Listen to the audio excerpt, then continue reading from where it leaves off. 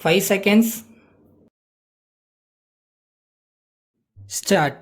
நண்பர்களே, நாளைக்கு நமது சுதந்திர தினத்தின் 31வது ஆண்டு விழா ஆகும். இந்த புனிதமான நிகழ்ச்சியை ஒட்டி நம் நாட்டிலும் வெளிநாடுகளிலும் உள்ள நம்முடைய தேசத்து குடிமக்கள் அனைவருக்கும் வானொலி வாயிலாக என்னுடைய வாழ்த்துக்களை தெரிவித்துக் கொள்கிறேன். இன்று நம்முடைய இந்திய தேசம் பல்வேறு முனைகளில் குறிப்பிட்ட முன்னேற்றத்தை கண்டிருக்கிறது. அவ்வாறு இருந்தாலும் கூட இன்னும் தொடர்ந்து வளர்ச்சி அடைய வேண்டிய நிலையில் அது இருக்கிறது.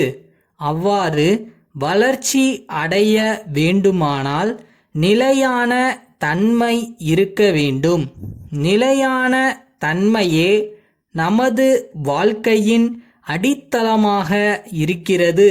நம்முடைய வரலாற்றில் நாம் இப்பொழுது ஒரு திருப்பு முனையில் நிற்கிறோம். இந்த சந்தர்ப்பத்தில் நாம் தவறான பாதையில் திரும்பிவிட்டால் அது தேசத்திற்கு ஆபத்தாக முடியும் என்பதை உங்களுக்கு நினைவுபடுத்த விரும்புகிறேன். ஜனநாயகத்தில் எப்பொழுதும் நியாயமான கருத்து வேறுபாடுகளுக்கு இடம் இருக்கிறது என்பதை நீங்கள் நன்றாக அறிவீர்கள். அத்தகைய கருத்து வேறுபாடுகளை பற்றி விவாதிப்பதற்கான மன்றங்கள் இருக்கின்றன.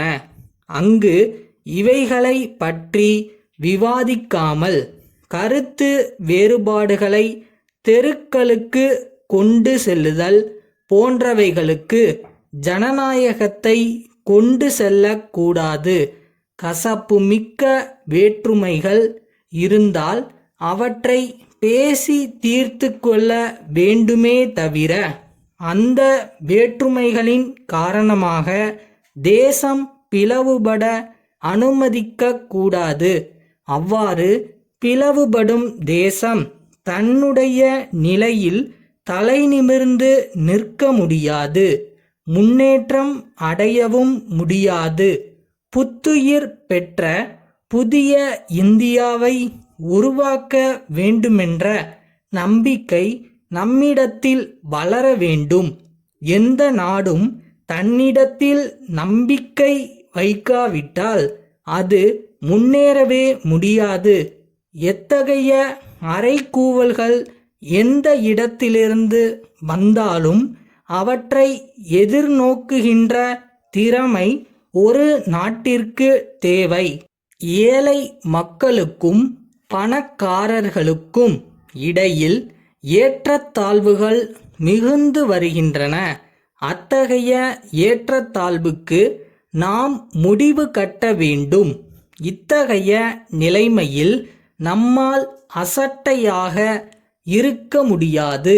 தேசத்திலுள்ள எல்லா மக்களுக்கும் சமூக நீதியும் பொருளாதார நீதியும் வழங்க வேண்டும் என்ற திட்டத்துடன் நாம் முன்னேற வேண்டும். நம்முடைய சமுதாயத்தில் பொருளாதாரத்தில் நலிந்தவர்கள் இருக்கிறார்கள். அந்த நலிந்தவர்களுக்கு இடையே தங்களது எதிர்காலம் சிறந்ததாக இருக்கும் என்ற நம்பிக்கை வளர்வதற்கான வழிமுறைகளை ஏற்படுத்த வேண்டுமென்று நான் தெரிவித்துக் கொள்ள விரும்புகிறேன்.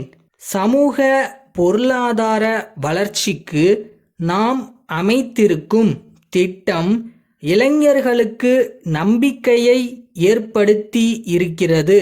அதன் காரணமாக அவர்கள் இன்னும் சிறந்த வாழ்க்கையை எதிர்பார்க்கிறார்கள்.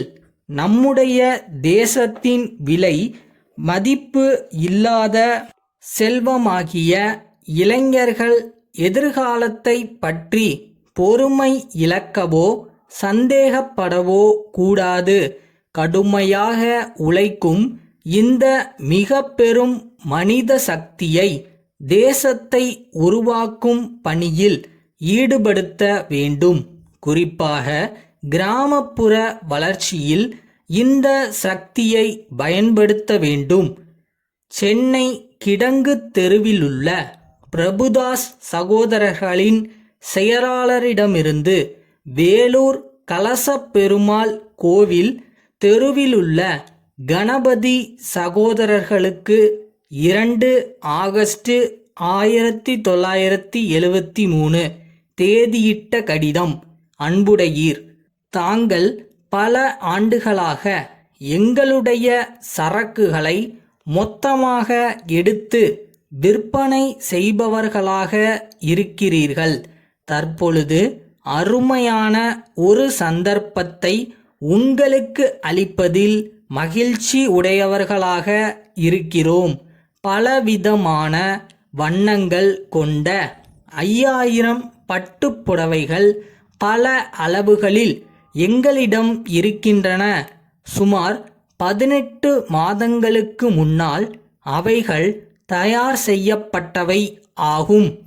ஆனால் இன்னும் புதுமை மாறாமலும் நல்ல விதத்திலும் அவைகள் இருக்கின்றன என்பதை நாங்கள் உறுதி கூறுகிறோம்.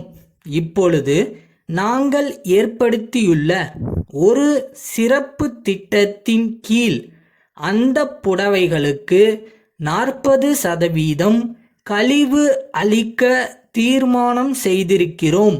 தீபாவளிக்கு இன்னும் 2 மாதங்களே இருக்கின்றன. எனவே பட்டுப் புடவைகள் அனைத்தையும் நீங்கள் எடுத்து விற்பனை செய்து விடுவீர்கள் என்று நம்புகிறோம்.